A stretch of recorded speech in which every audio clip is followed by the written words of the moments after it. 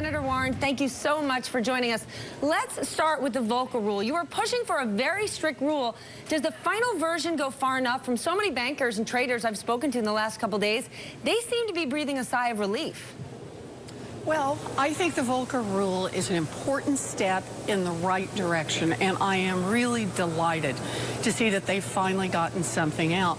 But, you know, a big part of this is going to be what happens in terms of the enforcement and also what happens in litigation over the next year.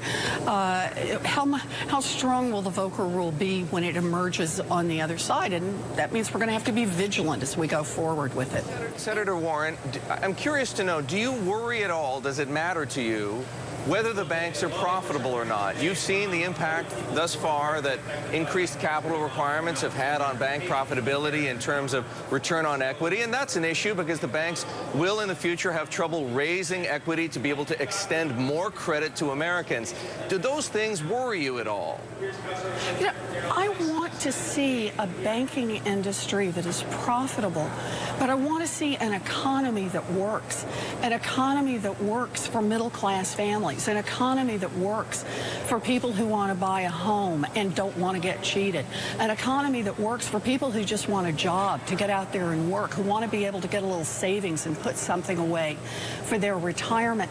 We have to have some balance in this system, and a large part of that is we have to have financial services institutions that are really serving the economy, not that are out there rolling the dice, taking on more risk, and getting bigger and bigger and bigger and getting comparative advantages in their business model solely because they're big and because the marketplace believes, hey, if anything goes wrong, the taxpayers are going to have to bail them out again. Senator Warren, that doesn't build an economy. When you talk about balance, it makes me think about your recent comments on Social Security. When I think about imbalance, I think about our children. In the next 10 years, between Medicare, Medicaid, and Social Security spending, it's going to grow to $780 billion, where spending on children is $20 billion. Are you not worried about our kids? Why should these senior citizens be getting more money?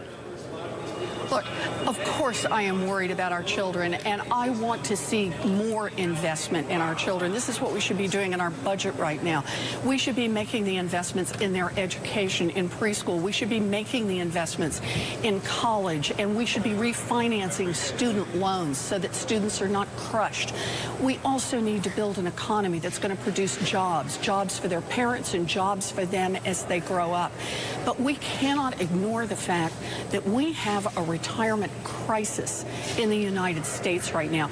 We have a crisis in part because middle-class families have been able to save much less now than they did a generation ago. And the 2008 crash put them in a worse hole. But then why not means test? Let's finish, though. But what's critical here is on Social Security to keep in mind. Social Security is not driving our deficit. Social Security is a system that pays for itself. If we did absolutely nothing to Social Security, we would make payments for more than 20 years exactly at this level. Then they would drop by roughly about 25% and pay forever into the future. Now, I don't say that because I think we shouldn't do something, but what it means is that we can make modest adjustments now in Social Security, make sure that it will be there to pay on into the future, and if we make some more adjustments, we could see an increase in Social Security benefits for those who count on it. But what we have to remember is that right now, when we are in the middle of a retirement crisis, the last thing we should be talking about is cutting Social Security.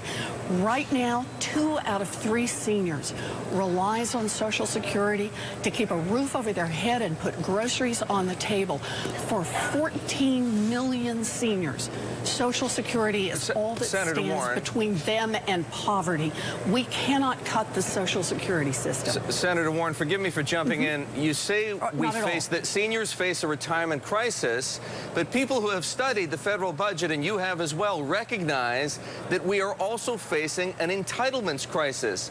Be specific with me. What kinds of reforms would you support to address the entitlements crisis? Well, now, let's be clear about this. Social Security Security is not creating a deficit in our budget right now or in the future. So let's just pull that one out of it, because that is not a conversation. If you want to talk about the crisis we've got in Medicare, and we do have a crisis there, the central crisis we've got is we've got a health care cost crisis.